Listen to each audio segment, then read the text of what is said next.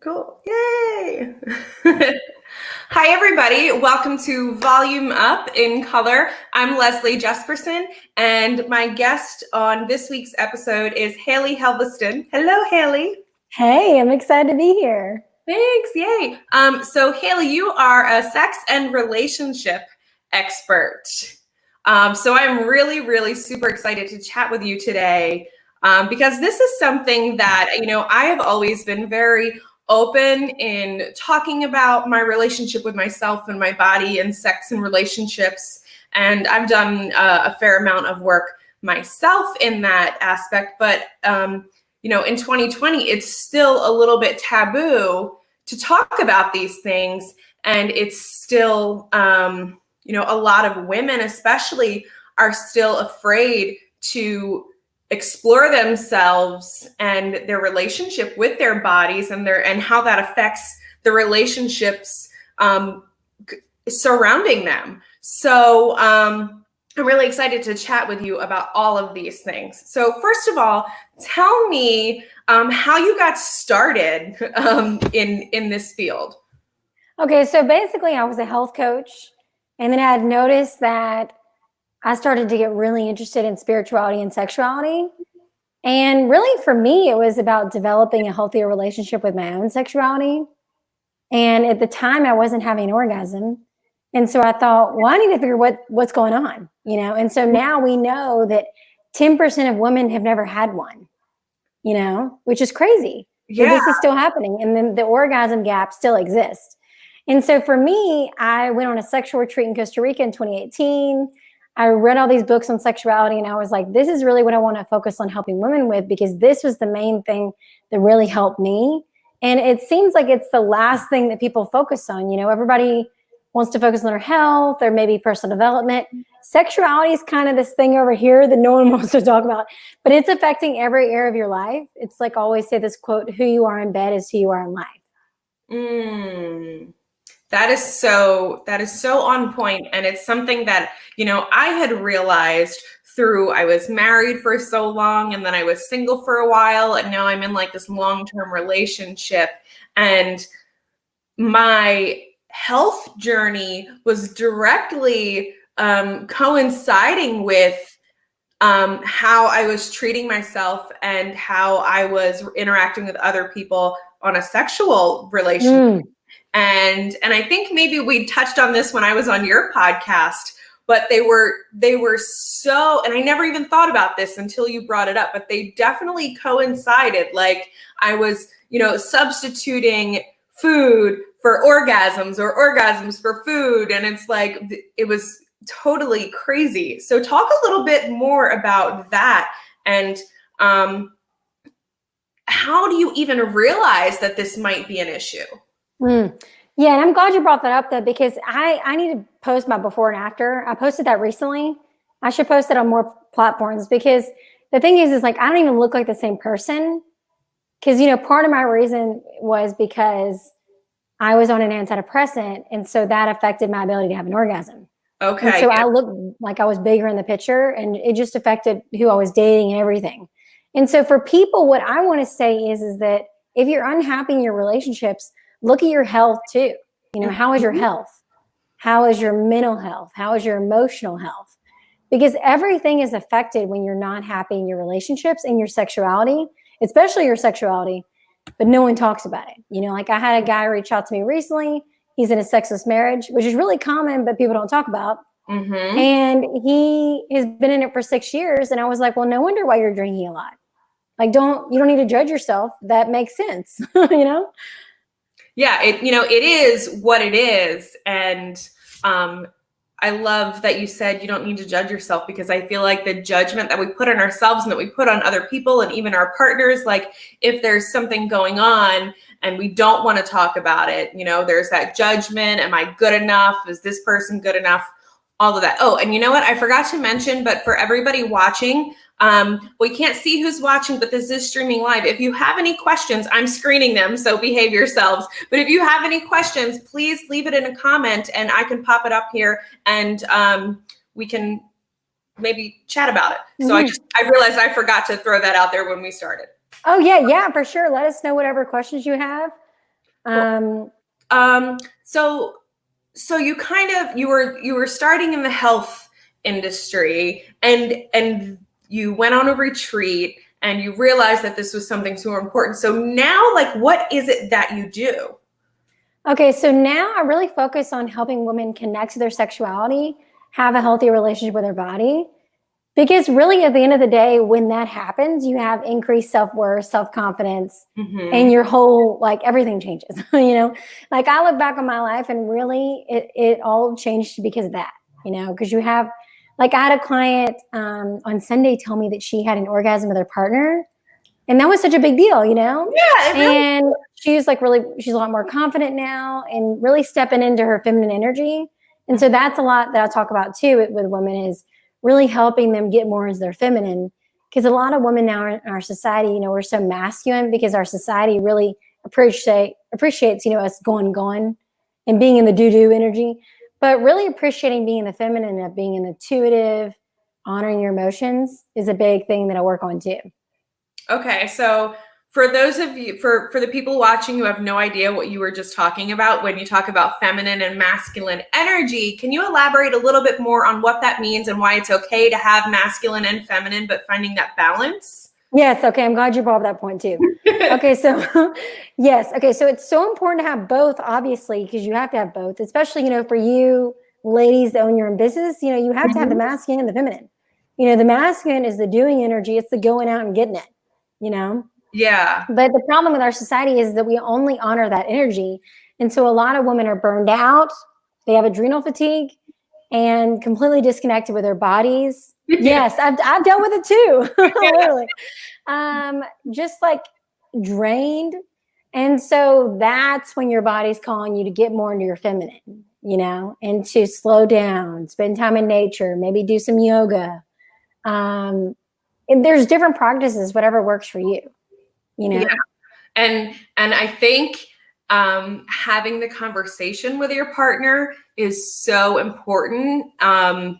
This is new for me, just discussing this kind of stuff, because I know that, you know, people that know me are watching, but I talk about the things that I do because I think it's important. And, you know, as someone who is a business owner, and I'm the oldest of 5 kids, and I've just always been the boss and the leader and always in that masculine energy. Mm-hmm. And I think sometimes men expect that in bed too, but it's the opposite. Like, we're dying and we're craving for, you know, that to step into our feminine energy and step back and, like, not be in charge for once. I'm so glad you brought that up, though, because that's something that, like, most of my clients are like that. You Mm-hmm. know, the women, they're just killing it in their careers and every area, but then deep inside, they're like, my soul's dying. I'm just like craving the feminine connection and the deep intimacy and the, you know, sexual connection. And you can't get that if you're in the masculine, because we want to be, you know, we want the guy to lead us sexually. Right. Yeah. I always say, like, I want to just, like, not make decisions for once. Like, even when I'm planning like dates, I'm like, I actually don't want to plan anything about this. I don't want to Mm-hmm. make a decision on where we're going. I don't want to make a decision on what we're doing, how we're getting there, what's happening. Like, in my relationships, I don't want to be the boss all the time. And that's something that I'm sure a lot of women run into, but they don't know how to communicate that to their partners.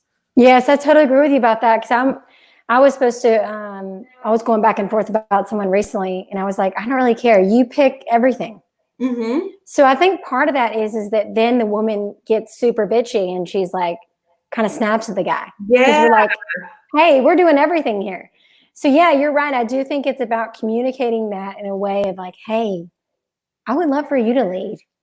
You Yeah. know, it would really turn me on for you to lead where we go eat tonight. Yes, that phrasing is good, because maybe that will, like, have the men tune in, like, oh, I'm sorry, what will turn you on? You want me to do what? All right. I really do not care where we eat. Just pick a place.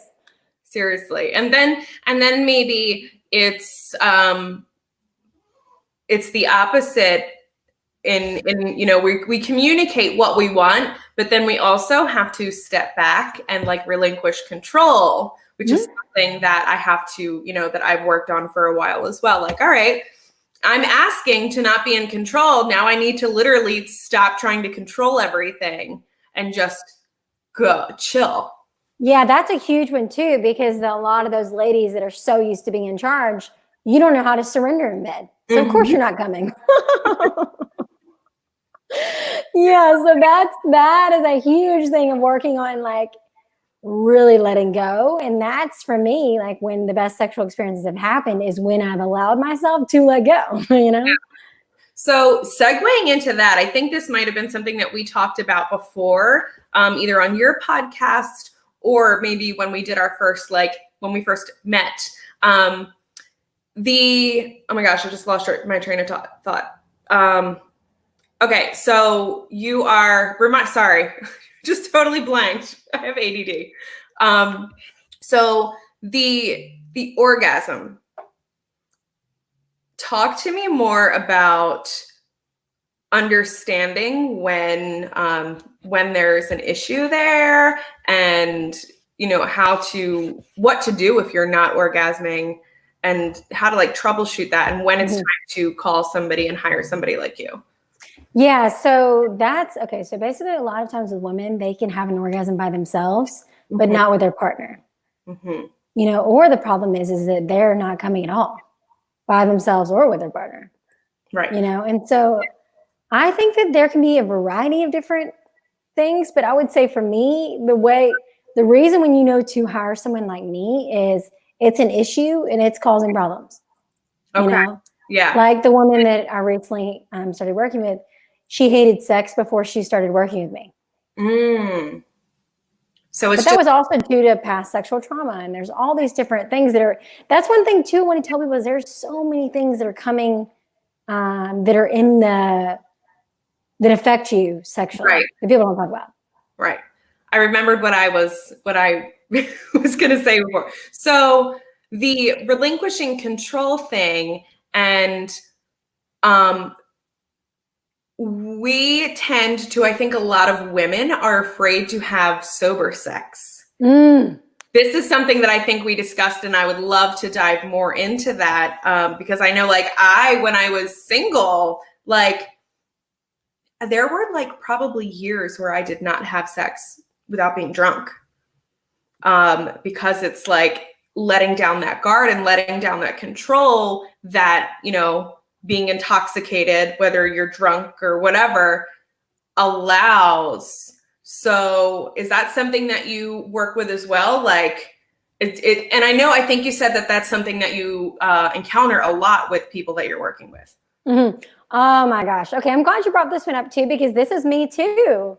And that also goes back to being afraid of that emotional intimacy, And so I was like that too. And then now I never have done it drunk in a long time, I remember being absolutely terrified my first time sober having sex. I'm like, I have literally no idea what to do right now.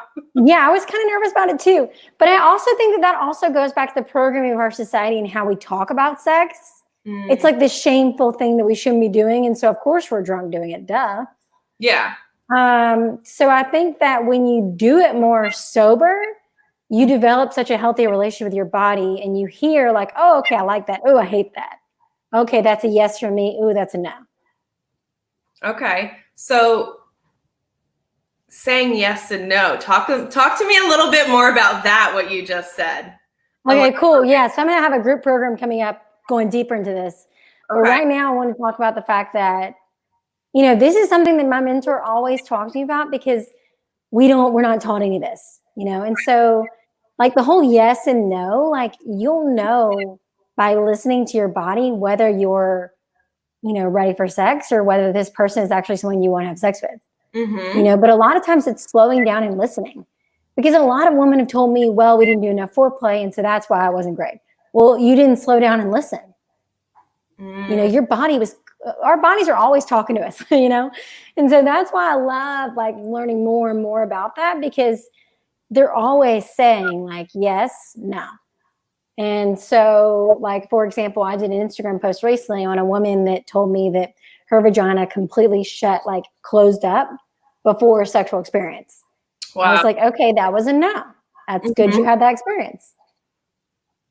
And the shame and embarrassment that comes with, even I'm feeling a little bit of it now just talking about this, because I know like who could be watching. And that's why I'm glad I did this, because it's like pushing me outside of my comfort zone to like talk about, having a healthy sex life. Mm-hmm. Yeah, Um, yeah. what about like single sex? What's your take on that? Yeah, and I want to say something real quick too. I'm Okay. really glad that you are doing this with me, and glad that you are so like pushing yourself, because this is something people need to be talking about. Mm-hmm. And I really wanted to be that safe space for people. Like I forget, like I talk about this every day, so I forget that most people don't talk about it. Yeah. But yeah, so back to what you're saying with your question, I think that, for me, there's so many different points of views, like in the super like spiritual community, they're so against exchanging energies unless it's like sacred, committed, they're married. I Right. think it really depends on the individual, and if it's safe, is it consensual, you're fine. I mean, for me, I prefer people having sober sex because obviously you need to be, conscious. Right. But I think that, yeah, I think that's fine. Okay. Mm-hmm. Yeah, it's something that I was always so shameful and embarrassed about, Mm-hmm. was the point of my life that I was single. And having experiences, I was with my ex-husband since I was 15 years old. That was 13 years of my life, that I never did. And I didn't really feel bad about it, but I felt bad because I didn't feel bad. Does that make Oh, see, you're the opposite of a lot of people I've worked with. That's good then. You shouldn't feel bad about that. Like, I think about men never feel bad for experimenting sexually, so why should women? exactly. And that's kind of, I'm like, you know what? I didn't get to do any of that. And I learned about myself. But I also have done a lot of the spiritual work to get to that place too, where I take every experience in every aspect of my life. And, there are maybe three actual experiences that I truly regret. Everything else is a lesson that I learned, whether it was like a really crappy lesson or what, it's something that I learned about myself or about other people or about the energy that I put myself into. Yeah, I agree with you about that. And that's my thing too, is like really helping people just have a healthier relationship with their sexuality overall and not having any shame. Because I think the worst part is the shame and the judgment. It really is. And I think that if we just talk about it more, Mhm. and it can get like so taboo and so weird to like even talk with somebody, if you're not dating, if you're single, before you decide that you're going to have sex with them. And I love that you mentioned the exchanging of energy, because I do really think that that is important. Can you elaborate on, for people who have no idea what you were just talking about, Mhm. the exchanging of energy when you have sex with somebody?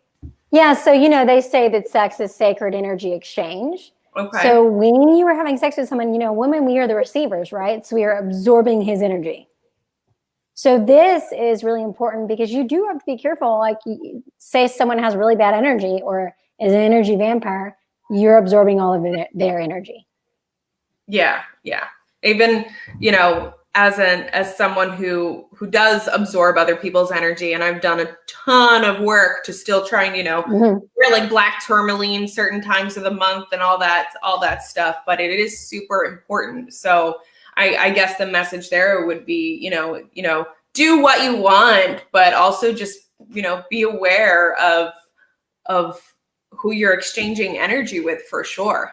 Mm-hmm. Oh, hello. I'm a hardcore empath too. So yeah, I feel you on that. Mm-hmm. So, what are some other things that you wish people?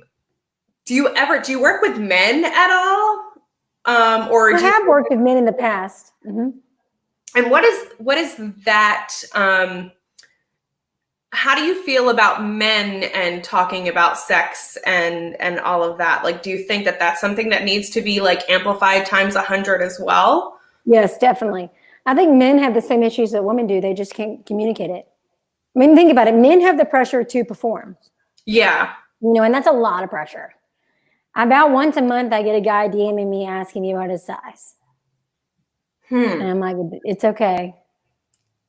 So I think that that's so, like, my thing is, again, it all goes back to them releasing the shame.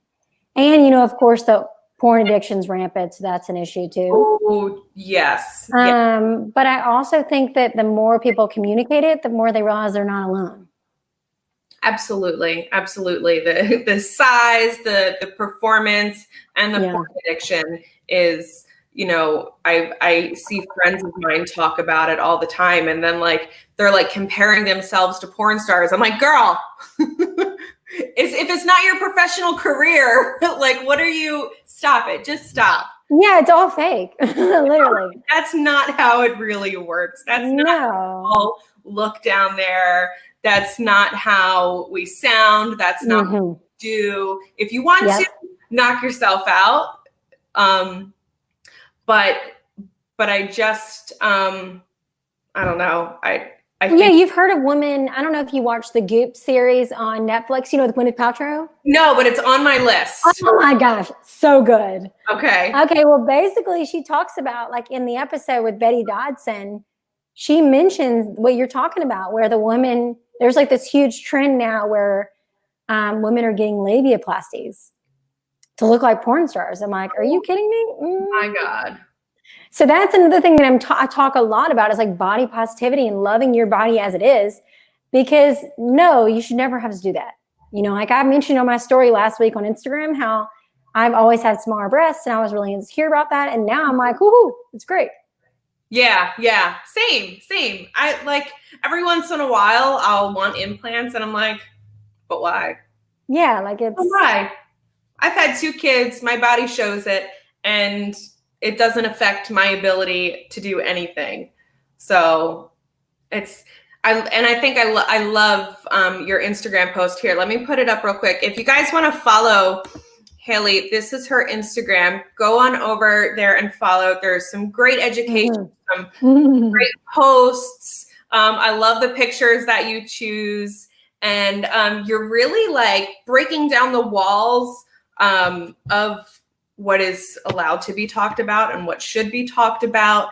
And I just think it's so super important, that work that you do. And is there anything else that you wanted to like make sure that you address, and maybe some common misconceptions or some tips? Okay, I'm glad you said this. The amount of pleasure that you've experienced now, it could be doubled times 50. Woo! We don't even know the capacity. Listen up to that. I'm serious. Same for men too. Men can have multiple orgasms. So I always, for me, the deeper I've explored this, the more I've realized that, your whole body is orgasmic.